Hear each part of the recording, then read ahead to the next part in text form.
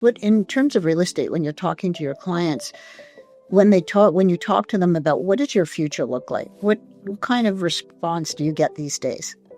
I think it's sometimes very unclear. I think it's often because we have a knee-jerk reaction sometimes to look too much at the headlines. And so, for example, where you had a couple of years ago, people being adamant that the office is dead and no one would ever return. And now you hear headlines of everyone will be forced to come 5 days a week. Focusing too much on those things, especially because, again, a lease is generally a longer term commitment.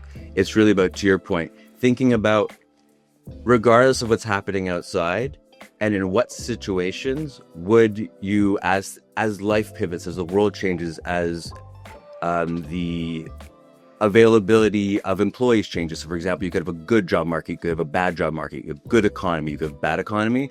It's really when you're doing your long-term planning, and we certainly suggest you do at least 2 to 3 years before you're thinking about making that move, understanding in all those different scenarios, what would your company, knowing the type of organization you run, how would space be able to achieve those different things? And that way, again, you're putting in that agility to make sure that when you sign that lease, that space won't just cover what's in vogue in 2026, but scenarios that might happen in the future.